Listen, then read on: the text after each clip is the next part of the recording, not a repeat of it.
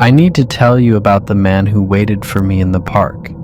Every single night, same bench, same dark clothes, completely still, staring directly at me while I ran past.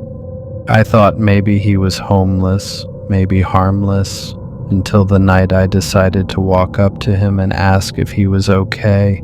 That's when I realized he wasn't waiting for someone to help him. He was waiting for me to get close enough. I used to jog late at night because the park near my place in Malaysia was quiet, cool, and empty after 10 p.m. Just me, the streetlights, and the sound of my own breathing. It became my routine, my escape from the stress of the day. The one time I felt completely alone. But I wasn't alone. The first time I saw him, I didn't think much of it. Just a man sitting on a bench near the jogging path, hood up, hands in his lap, facing the trail. I ran past, and I swear I felt his eyes follow me the entire loop. The second night he was there again. Same bench, same position, same dark hoodie and jeans. By the fourth night, I started to feel it, that cold prickle on the back of my neck, the instinct that something was very, very wrong. Because it wasn't just that he was there every night, it was the way he sat, completely motionless, no phone in his hand, no cigarette, no water bottle, nothing. Just sitting there in the dark, staring at the path, waiting. Most people who sit in parks at night are resting, scrolling through their phones, maybe waiting for someone, but this man never moved. Not his head, not his hands, not even to adjust his position. And every time I ran past him, I could feel his gaze lock onto me, tracking my movement like a camera on a tripod. I tried to tell myself it was coincidence, that maybe he just liked sitting there, that I was being paranoid, but deep down, I knew. He was there for me. If that story sent a chill down your spine, or if you've ever felt that presence in the dark, please hit the like button. It truly helps the channel grow and tells me you want more stories like this. By the second week, I started changing my route. I'd take the outer loop, the one that avoided his bench entirely, adding an extra 10 minutes to my run just to stay away from him. But it didn't matter, because 2 nights later I saw him again. Not on the original bench, on a different one, closer to the outer path. Same position, same dark clothes, same unblinking stare. My stomach dropped. He had moved. He had followed my new route, and that's when the fear really set in, the kind that makes your legs feel weak and your breath come too fast. I didn't finish my run that night. I turned around and walked straight home, checking over my shoulder every few seconds, half expecting to see him standing behind me in the shadows.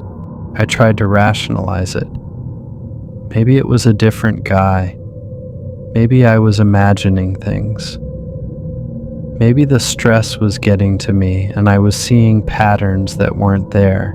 So I did what any rational person would do. I asked my neighbor, an older uncle who walked his dog in the park every evening, if he'd ever seen a man in a dark hoodie sitting on the benches late at night. He looked at me strangely and said no, the park was always empty after 9 p.m. No one hung around that late. No homeless people, no loiterers, nothing. Just joggers like me. That's when I knew I wasn't imagining it. This man was only there when I was there. I decided I had to do something. I couldn't keep running in fear, couldn't keep avoiding the park I loved just because some creep wanted to stare at me. So one night I made a plan. I'd jog my usual route, and when I reached his bench, I'd stop. I'd walk right up to him and confront him, ask him why he was there every night, why he was watching me, what he wanted.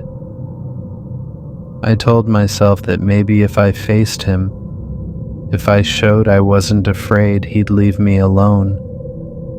I was wrong. That night, I saw him from a distance. Same bench, same position, same dark silhouette under the dim street light. My heart was pounding, but I kept running toward him, slowing down as I got closer, preparing to stop and speak. But as I got within maybe 20 meters, something happened that made my blood run cold. He stood up, slowly, deliberately, and he turned to face me directly.